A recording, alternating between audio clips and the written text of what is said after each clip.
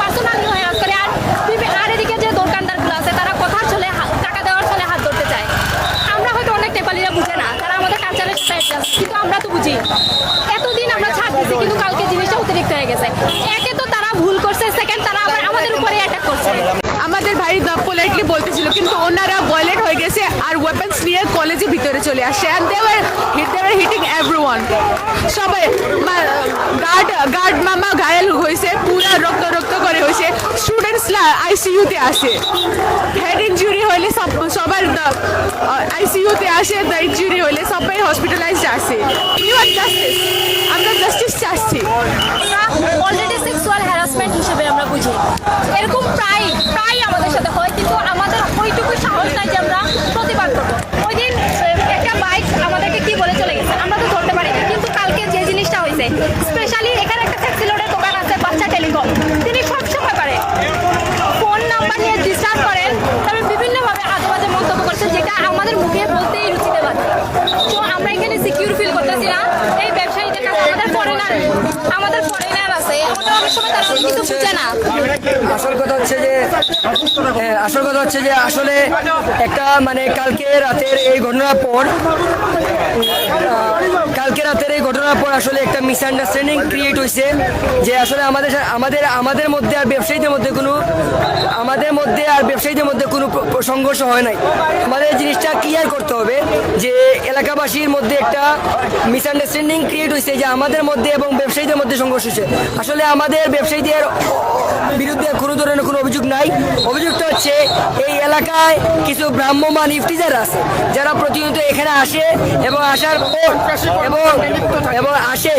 এবং এই আমাদের যারা মেয়েরা এখানে বাজার করতে যায় বা কোনো কার্যকলাপে যায়, বাজার করতে যায় বা কোনো কাজে যায়, তাদেরকে ওরা ইফটিজিং করে। আমাদের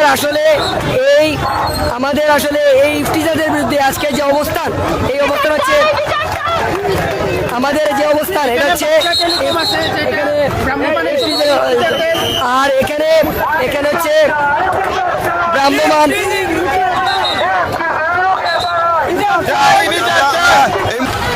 সমস্যা হচ্ছে আমাদের মেয়েদেরকে ইফটিজিং করা হচ্ছে প্রতিনিয়ত, এটাই হচ্ছে সমস্যা। আমরা এর জাস্টিস চাই। আমাদের দাবি আমরা হচ্ছে রাস্তাঘাটে আমরা যাতে সেফ পাই, আমরা যাতে চলাফেরা করতে পারি, দোকানদারের সাথে কথা বলি আমরা ভালোভাবে, যাতে তারা যাতে আমার সাথে ভালো ব্যবহার করে, এবং ইফটিজিং এর বিচার চাই আমরা। সেজন্য আমরা রাস্তায় নেমে আন্দোলন করতেছি। গতকালকে কি হয়েছিল এখানে?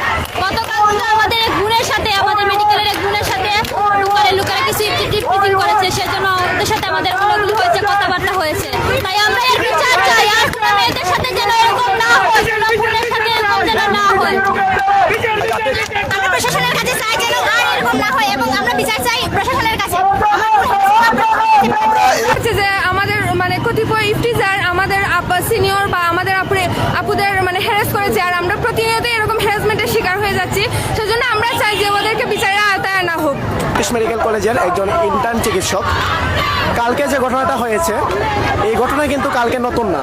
এই ঘটনা আমাদের এখানে অনেক আগে থেকেই পুনরাবৃত্তি হচ্ছে। এই ঘটনা এইখানে আমাদের একটা ভুল বোঝাবুঝি হয়েছে আমাদের মাঝে, অনেকের এই এলাকাবাসীর মধ্যে এবং এই এলাকার যে ব্যবসায়ী সমিতি আছে ওনাদের মধ্যে একটি ভুল বোঝাবুঝি হয়েছে।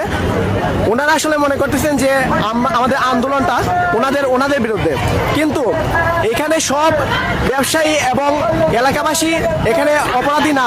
আমরা বিশ্বাস করি যে ওনারা আমাদের সাথে একটি সুন্দর সম্পর্ক বজায় রেখে চলেন, আমরাও ওনাদের সাথে একটি সুন্দর সম্পর্ক বজায় রেখে চলি। কিন্তু এখানে এর মধ্যে কিছু ভ্রাম্যমান ইফতিজার এবং এইসব দোকানে কিছু মানুষ আছে যারা বাইরে থেকে এসে আড্ডা দেয়, তারা আমাদের স্টুডেন্টদেরকে, আমাদের বোনদেরকে প্রায় তারা হ্যারাস করে, বাজে মন্তব্য করে, অশ্লীল মন্তব্য করে দেখে, যেটা আমরা অনেকদিন ধরে আমাদের বোনেরা সহ্য করে আসছে। কিন্তু কালকে এটার সীমা অতিক্রম করেছে এবং আমরা চাই এই এলাকারও তো মেয়েরা আছে, এই এলাকার মেয়েরাও তো এই রাস্তাঘাট দিয়ে চলাফেরা করে, তারাও তো এই ইফটিজিং এর শিকার হয়। ইফটিজাররা তো আর কাউকে দেখে ইফটিজিং করে না, ইফটিজাররা সাধারণভাবে সবাইকে ইফটিজিং করে, সব মেয়েদেরকে ইফটিজিং করে। তাই আমাদের দাবি এই সকল ইফটিজারদের যেন একটি দৃষ্টান্তমূলক শাস্তি হয় এবং এই এলাকায় যেন আমাদের মেয়েরা এবং এই এলাকার মেয়েরা সিকিউর ভাবে চলতে পারে, এই দাবি আমাদের।